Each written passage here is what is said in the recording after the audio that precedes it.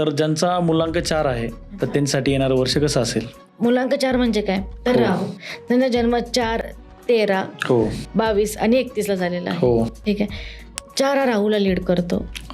जसं मी आधीपासून म्हणते की खूप मास्टर माइंड असतात, डोकेबाज लोक असतात आणि त्याच्यात सूर्य नारायण येतात.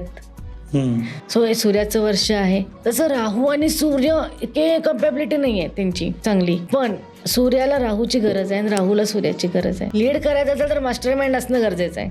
सो कसं होतं ना की ह्या लोकांना सुद्धा संमिश्र वर्ष जाणार आहे. ठीक आहे.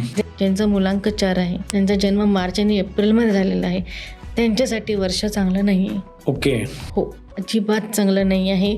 खूप पेशन्सफुली राहणं गरजेचं आहे. मेडिटेशन करणं गरजेचंच आहे. गरजेचंच म्हणते मी. आणि ओव्हर थिंकिंग यांच्याकडनं खूप जास्त होणार आहे. रागाच्या भरात खूप चुकीचे डिसिजन तुम्ही घेण्याची शक्यता आहे. सो ते टाळा. रागाच्या भरामध्ये कुठलाही पटकन डिसिजन घेऊ नका. ठीक आहे. मार्च आणि एप्रिल आहे. ह्याने थोडंसं मित्र सर्कल चेक करा.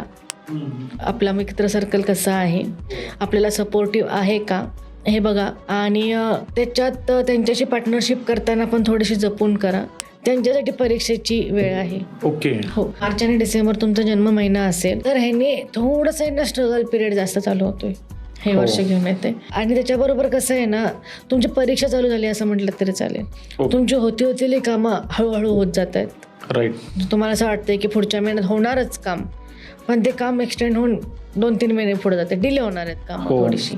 सो यांनी थोडंसं जपून आणि त्याच्याच बरोबर त्यांनी सतर्क राहायचंय.